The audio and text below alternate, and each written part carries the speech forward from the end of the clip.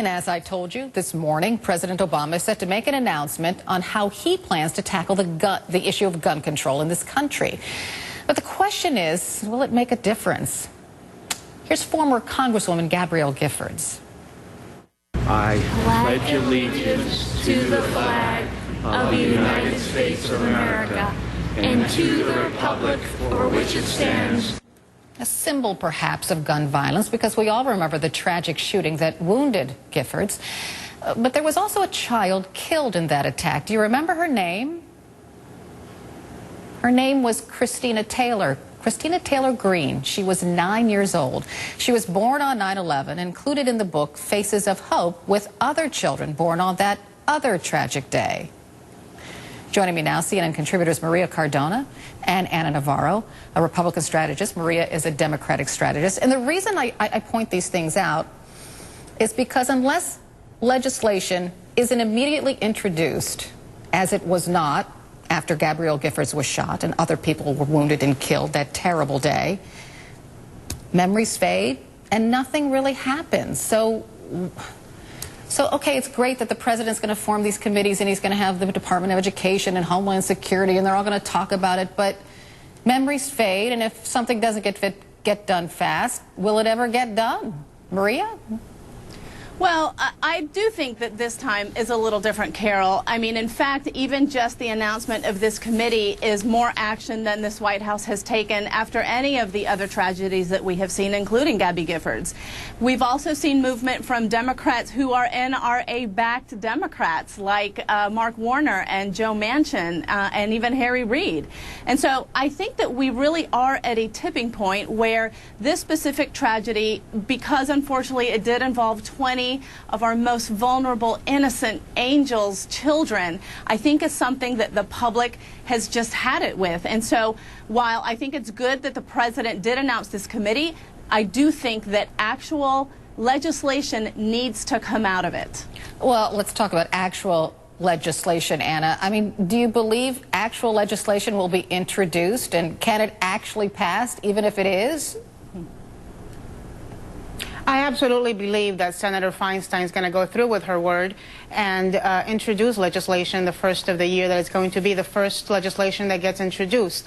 I think she's committed to this, and I think this is a different moment in time, Carol. I think it's a different moment in time for everybody, you know, from the American public, journalists, politicians. It's just something about the recurrence of the event. It's something about it being in an elementary school, something that's supposed to be so safe, about it being 20 children, and about it also being after the elections. Let's remember that.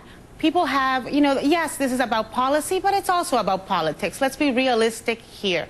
And this happened, Gabby Giffords happened before the elections. This happened to have happened the month after the elections. People are a lot more free to act, and to act now. And many times when important things happen in America, when important legislation has happened, it has been led by a citizen movement, by citizens demanding action. And I think that is what you are seeing in this case. I saw that group of parents and family members of the different relatives, the different people that have been killed in some of these shooting occurrences, from, you know, Aurora to this. It's a very powerful, emotional group. They're going to have a lot of political punch should they wish to exercise it. And Maria, I do want to ask about the NRA. It's going to come out on Friday and talk about how it's going to contribute to the debate on guns in this country. I don't think it's going to mention gun control, frankly. Speculation is it'll turn the discussion to mental illness, and say we should concentrate on that and not the guns, because guns don't kill, you know, that trite saying, which I'm beginning to really hate. Guns don't kill, people do. Absolutely. But even the fact, Carol, that the NRA didn't say anything for a whole week, I think points to the fact that this is a very different situation, a very different moment in time. When tragedies have happened similar to this in the past, the NRA has been on the air the day of, making sure that all of the members of Congress that they have supported in the past don't go off the talking points and don't start talking about legislation.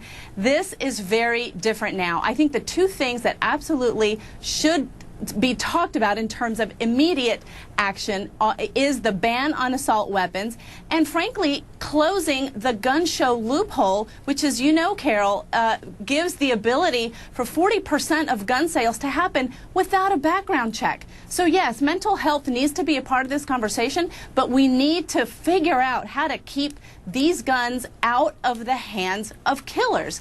And as a mother, I can't, of kindergarten-age children, I can't tell you how important that is to me, and I'm sure to all parents, and frankly to all Americans, because this is a very different moment. Maria Cardona, Anna Navarro, thanks so much for joining us this morning. Thank you, Carol.